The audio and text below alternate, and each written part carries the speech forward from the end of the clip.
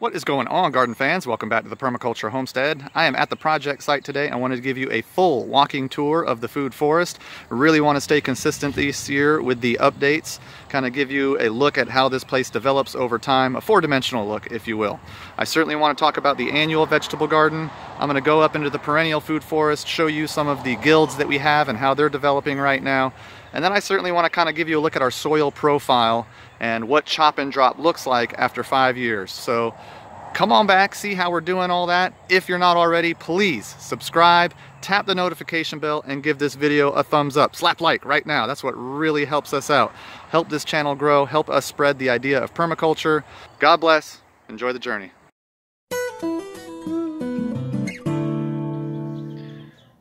Throughout time and history and through every culture, spring has always represented a new beginning, a fresh start. Common symbols for spring are baby bunnies, baby chickens, eggs, flowers, new life in general.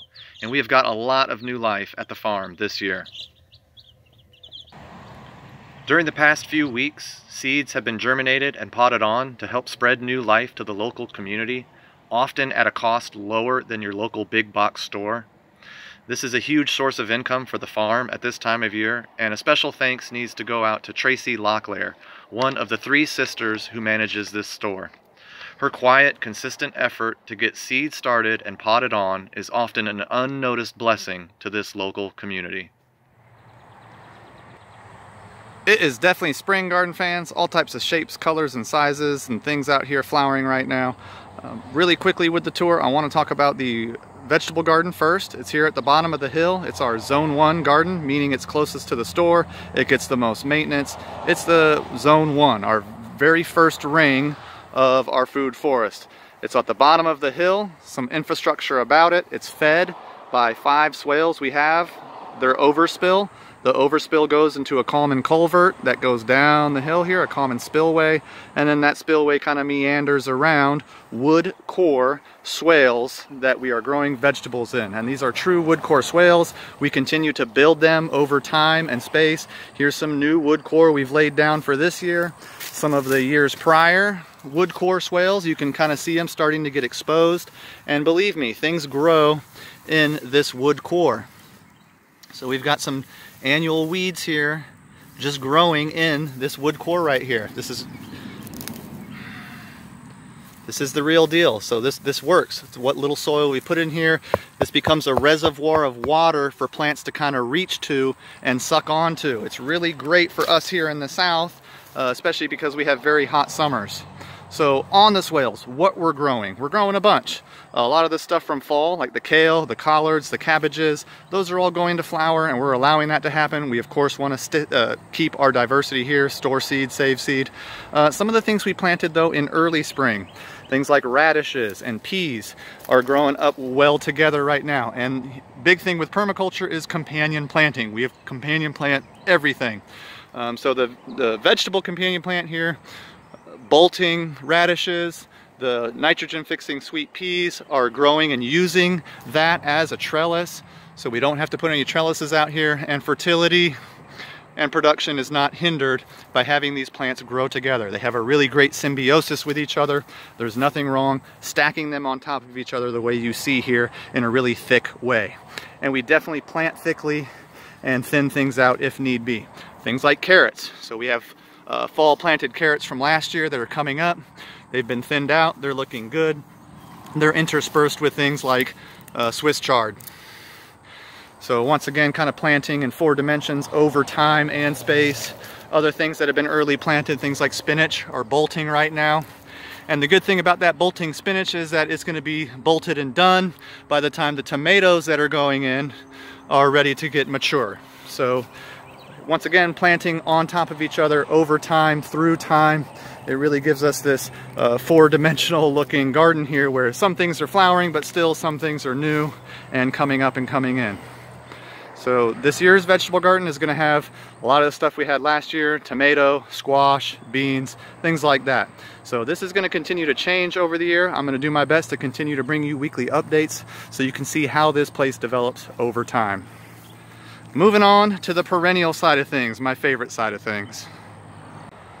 Okay, garden fans, this is a very big and very diverse food forest. We are growing all types of things here. It is going to be very hard for me to ID every plant, so I want to touch on just a couple guilds and a couple areas of the food forest today. Here at the bottom of the hill, what are we growing and how are we growing it is really cool little microcosm of the whole macro here. We have a swale paddy. We have a trench dug I'm standing in right now. This is where water builds up and kind of feeds all these plants. We have a swale mound, and on the mound we have things growing, and on the downhill side of the mound we have things growing. The guilds here in this area were picked for this area because this area is high in clay. The acidity level is a little higher than other places further up the hill. So we've planted accordingly. Because I know we have very thick clay soil that's really acidic, I planted a lot of blueberries here at the bottom of the hill. This is basically our shrub layer for all the trees. And you can see all these blueberries are putting on great green growth. We've had a good amount of rain. Things are getting pollinated. There are going to be loads and loads and loads of blueberries here this year. These blueberries are the understory shrub species for the main crop, which is supposed to be mayhaws.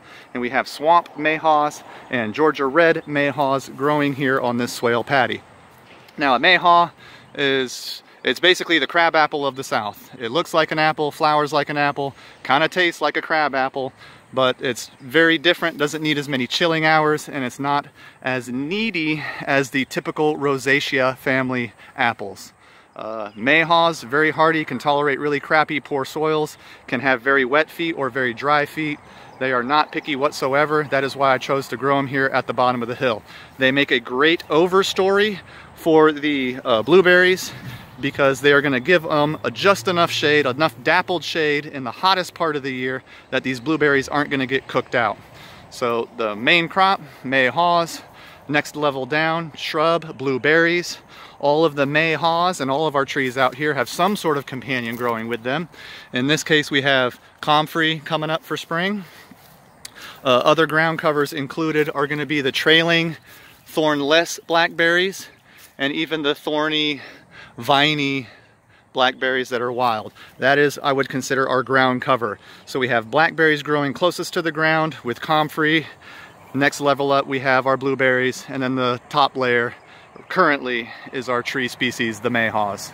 And that's what's going on this swale paddies. Now on the swale mounds, the downhill side of this, we have a series of figs growing on the mound. And I put the figs on the mound because once again the soil here is pretty poor, and figs can be kind of picky about their roots getting too wet or not enough nutrient. Now the figs are interspersed with this giant hedge of Elaeagnus multiflorea. These are gummy berry. Silverberry in some parts of the country. And these have already flowered. Focus, there we go. This is a food source for us. It's also a chop and drop plant. It is our nitrogen fixing layer here. These are not going to be the main crop species. These are here for a time, and what's going to happen is as the figs continue to develop and get big, I'm going to continue to chop and drop these nitrogen fixing shrubs until they're down to the ground. I'm basically banking nitrogen in the soil right now to feed plants later on, specifically the figs, but also I'm banking this nitrogen to feed, let me get through here, to feed the pawpaws, which are hiding on the downhill side. Now once again, I've got a series of pawpaws here, kind of growing in the shade of these Elaeagnus. Once again, I'm going to be cutting these down as the pawpaws continue to get taller and more mature and a little bit thicker, and they can handle some of the summer heat that we have. But as of now, the pawpaws themselves and their companion plants, the comfrey, the onions, the garlic, and the lemon balm, are all enjoying living in the shade underneath these Elaeagnus trees. These Elaeagnus, once again, these are not permanent fixture in the landscape. They are banking fertility for me for a later time. This is chop and drop. This is growing my fertilizer. This is closing loops on the system and making sure I don't have to bring anything in, which is another obvious major principle of permaculture. How can we close loops on the system? With that being said, let me step back a little bit and just give you another broad look at this. That was a lot of time to just kind of show you something really simple. but you can see how it all comes together. It looks like a natural forest. This doesn't look like a monoculture whatsoever. You would probably drive by this and not even know that everything that you see is food right now. I'm gonna go up the hill, garden fans. Let me catch my breath and show you some things. Diversity is key for us this year. So some of the new things we've planted are olive. We have jujube here, which are great. Pomegranate. We have a lot of Mediterranean herbs, Mediterranean plants, sorry, that grow well. And then we just have plants that we know grow well in Zone 8. We have persimmons here doing really well. And once again, it's loaded with comfrey right underneath it. We try to get our comfrey as close to the base of our trees as possible. These are dynamic accumulators, and they do enjoy some shade in the heat of South Carolina. All right, garden fans, I'm going to jump in here and kind of save myself. I can hear that I'm getting a little bit winded, a little bit tired, a little bit overwhelmed. And I still want to focus on one more thing for this tour, and that is our ground cover and chopping and dropping and a little bit weeds I want to talk about. So currently we have this huge lush green ground cover growing. We've seeded clover and vetch, that's mammoth red clover. But we've also got the typical southern weeds growing out here as well. We have dollarweed, we have goldenrod, we have dandelion growing. Now all these things grow together as one. We've even got, look at this, we've got cilantro out here going to flower as well. So all these ground covers we had out here are our living mulch. And at some point in the year, what we're going to do is chop and drop. Now, chopping and dropping is how we build fertile soil here. What we're going to do in the next month or so, once these flowers are dead and the bees have gotten what they need, we're going to chop and drop all this green matter down and then come over and heavily wood chip over everything. And we've been doing this for 5 years, and what we're doing, what this chopping and dropping is basically composting on site. So the green material we cut down is our nitrogen, and all these wood chips that we throw over it is our carbon source. And you can see we've got a lot of hyphae growing in here. You can see these white fungally dominated soil that we're building, and it's really thick. I mean, we've got about a foot of mulch and soil that's being built right now on the site. When I finally get down to some soil level, it's really moist down there, and this is what kind of helps keep everything green looking throughout the year. Our chopping and dropping is basically composting on site. It is how we keep plants fed. It's how we keep nitrogen in the soil. It's how we build soil over time. And every time it rains, we basically have this fertigated compost mix kind of soaking into the ground. And this is what's give us the green, lush-looking plants that we have out here. Once again, we don't use any fertilizers whatsoever. No fertilizers, herbicides, pesticides, fungicides. This is absolutely an organic garden, and it is fed using weeds and cover crops. So that's really kind of what I want to focus on here to finish out. I'm at the top of the hill. We're getting closer to our Zone 3, Zone 4 area where there's not a whole lot of maintenance done throughout the year. It's a lot more diverse up here at the top of the hill.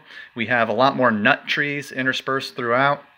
And you can see that the ground covers of blackberry are really starting to take over. This is, once again, a absolutely holistic food forest. We have tons and tons of things growing out here. We really appreciate y'all watching, as always, and if you could, please, once again, give this video a thumbs up. Please subscribe, and that's what really helps us out if you want to show your support. Thanks so much for watching, garden fans. We can't do this without you. You got any questions, just ask. God bless.